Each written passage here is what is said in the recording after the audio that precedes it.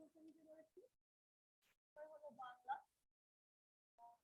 আজকে আমাদের সাহিত্য করি ওইটাই পড়বো, ঠিক আছে? আচ্ছা, প্রথমে আমরা করেছিলাম কোনটা, আনন্দে এই কবিতাটার পড়ো, মানে অনুশীলনের প্রশ্ন উত্তরের দিকটা করেছিলাম, তাই তো? আচ্ছা, আশা করি নিশ্চিত করেছো, কোনো অসুবিধা থাকলে লিখে পাঠাবে। আমি ধরে নিলাম সব পেরে গেছে।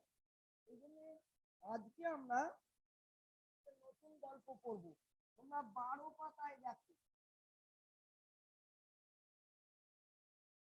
আজ 12 পাতা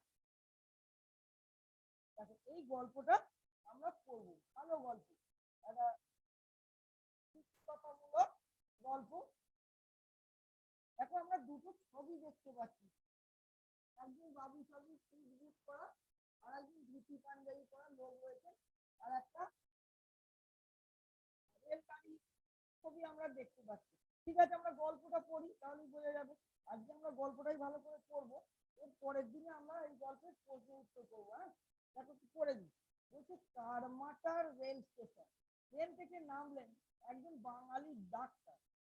তার হাতে একটি ব্যাগ, ব্যাগটি ছোট হলেও সেটা বইতে তার সম্মানে বাধ্য, কারণ তিনি একজন ডাক্তার।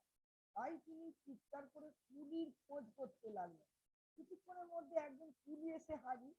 সে ডাক্তারবাবু ব্যাগটি মাথায় করে স্টেশনের বাইরে দাঁড়িয়ে থাকা একটা পালকিতে তুলে দিল, তারপর যাওয়ার জন্য পা বাড়ালো। ডাক্তারবাবুর মনটি বেশ উদার। তিনি কুলিকে ডেকে পারিশ্রমিক হিসাবে তাকে কিছু পয়সা দিতে চাইলেন। কুলি কিন্তু পয়সা নিতে রাজি হলো না। সে বলল, ডাক্তারবাবু ব্যাগটি নিয়ে বিপদে পড়েছিলেন বলে সে তাকে শুধু একটু সাহায্য করেছে মাত্র, এর বেশি কিছু নয়। এরপর কুলি জানালো তার নাম ঈশ্বরচন্দ্র শর্মা। অর্থাৎ কি জানো, এই ঈশ্বরচন্দ্র শর্মা মানেই আমরা ঈশ্বরচন্দ্র বিদ্যাসাগর বলে জানি, পন্ডিত ঈশ্বরচন্দ্র বিদ্যাসাগর। আচ্ছা, তার নাম ঈশ্বরচন্দ্র শর্মা। নাম শুনে ডাক্তারবাবুর আর লজ্জার শেষ রইল না। তিনি তাকে চিনতে পারেননি বলে বারবার তার কাছে ক্ষমা চাইতে লাগলেন।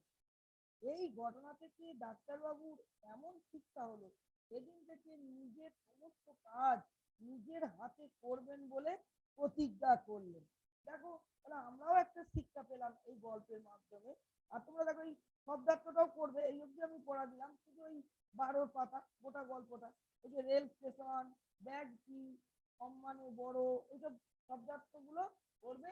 আর গল্প থেকে আমরা কি উপদেশ বা নীতি কথা পেলাম, যেটা আমাদের নিজের দ্বারাই সম্ভব, সেইরকম কাজের জন্য আমরা কারোর সাহায্য নেবো না। ডাক্তারবাবুর ছোট্ট একটা ব্যাগ রয়েছে, ওটা হয়তো দু একটা ছুরি কাঁচি এইসব রয়েছে, সেগুলো কি নিয়ে যেতে পারে, তার জন্য আবার অন্য লোকের কি প্রয়োজন। এই শিক্ষাটা আমরা পেলাম যে আমরাও যেটা আমাদের নিজেদের দ্বারা সম্ভব হবে কাজটা, সেটা আমরা কারোর সাহায্য নিতে যাবো না, যে কাজ আমরা নিজেই করি। এই শিক্ষাটা আমরাও পেলাম এই গল্প থেকে। ঠিক আছে, ভালো থাকবে, ভালো করে পড়বে। হ্যাঁ, আর এই অবধি রইল।